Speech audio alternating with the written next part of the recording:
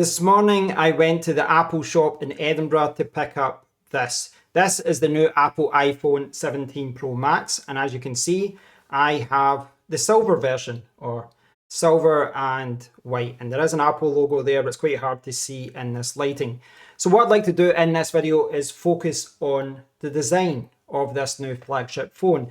There's a lot to talk about and most of what I'll be saying is good, but there is something very bad about the design, and it's something that you do have to be aware of before you buy a 17 Pro or a 17 Pro Max.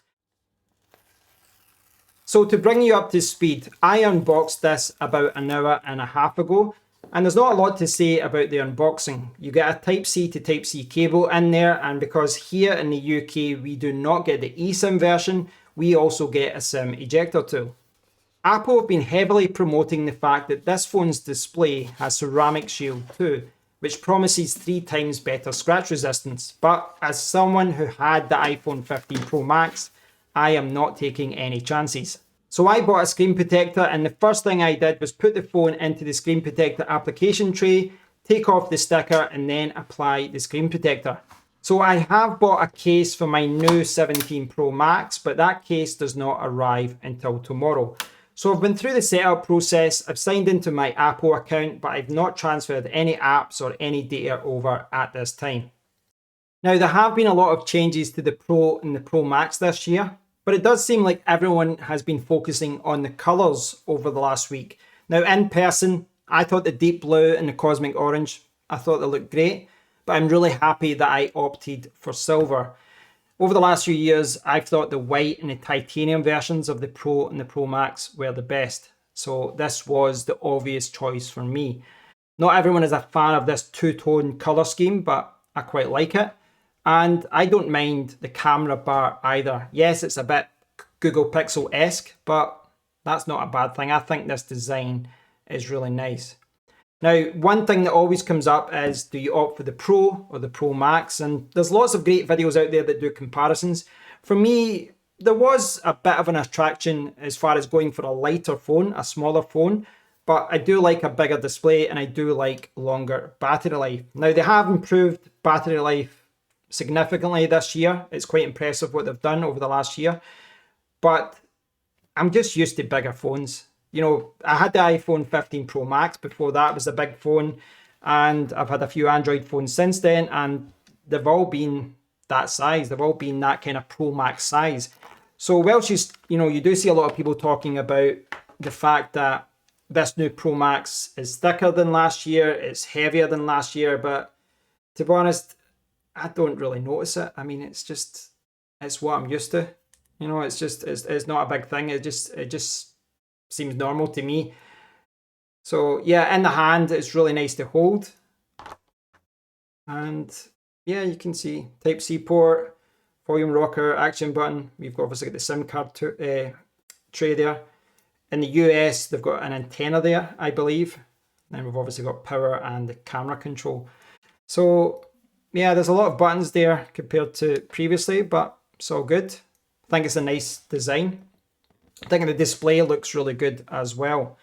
So one of the big things that has changed this year is the material, the actual build, the build quality. We're using stainless steel a few years ago, and then with the 15 Pro and Pro Max, they moved to titanium, and that's what they had last year as well. And Apple made a big hoopla about titanium, and then this year they switched to aluminium. Just like last year, it was all about AI, and this year they hardly mentioned it. But yeah, they switched from stainless steel to titanium for a few years, and they went to aluminium. And they've all got their pros and cons. The titanium versions of iPhones, they always seem to overheat if you were really pushing it. That was a problem, and it was something that a lot of people reported. But I've also seen people talk about the fact that the Samsung S25 Ultra, for example, is titanium, and that doesn't overheat. But Apple have opted for aluminium this year. They've got a vapor chamber in there to cool it down. And for the reviews that I've seen online so far, it looks like that setup is working from a thermal perspective, from a performance perspective. So from a design perspective, I think this looks good. I think it feels good. Doesn't feel heavy to me. This is just normal. But obviously I do still have to add a case to it. But I'm kind of used to it, so I'm okay with that. So design is great, display is great, just feels really nice in the hand. So yeah, really happy with it. But that build quality, well, that is something we have to talk about. When I was in the shop today, before I left, I had a look at the whole iPhone 17 range, and right away, the first thing I noticed was that the 17 Pro Max and the 17 Pro had a lot of scratches. There was a huge amount of scratches on those phones. And that's not something I saw on the Air, and it's not something I saw on the base model iPhone 17. Now, there's a few ways to interpret that. One being, well, you're in an Apple shop, a lot of people are manhandling it, it's not their phone, they don't care.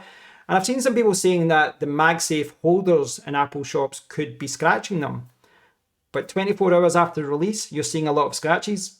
That really was worrying. And it is something that you should be aware of, and it is something we should be worrying about.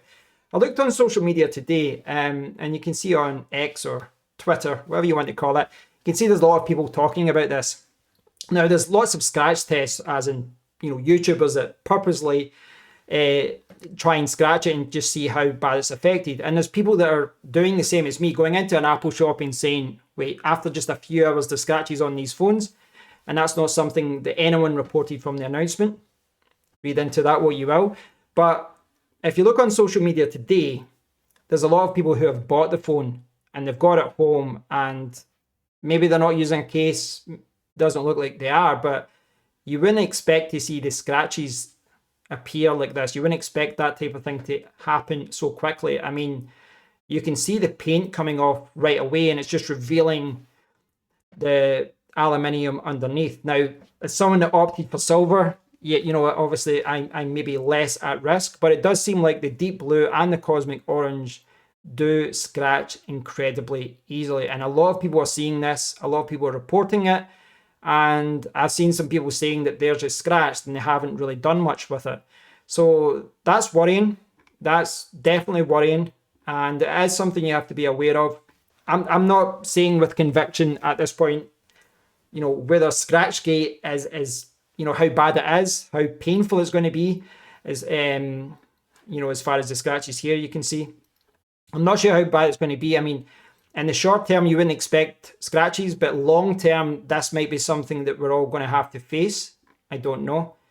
So it is something you should be aware of, and it is something that I recommend looking into. It looks like these phones scratch very easily. It looks like the paint comes off very easily. One of the questions that I've got is, how does it affect me? The selfish, what about me? Now, a lot of people like to use iPhones naked. They don't like to use a case. Those crazy cats. And I can see the appeal for that. I really can, especially with the new Air. But even with these phones, I mean, this is so nice. It's actually, it's not too slippy actually, compared to a lot of other phones that I've owned before. It's not as slippy as other phones are, and that's quite good. It's quite a nice feel to it, a nice grip. And I can see the appeal of not using a case with this. But you have to take that into account, what I've just said there. It does look like, if you're not going to put a case on your Pro or Pro Max, it does look like you're going to get scratches. I don't know when that happens, maybe after a few days, maybe after a few weeks, but even if you don't put your phone in next to your keys or anything like that, it does look like the paint is going to chip, it's going to scratch at one point. You'd have to be very careful with it for that not to happen. Now, from my own selfish point of view, my question is, well, how bad is this? If I've got this in a good case that's got, the cushions at the corners, and you can, just as far as corners go, it's really smooth there, as you can see. But if you've got a case here, with good bumper, with a little bit of a ledge there just above the screen, etc. If you've got a case that's, I'm not saying a military case, not one of those big massive cases, but if you've got a good case with good protection, if you drop your phone, is it going to chip? Is it going to scratch?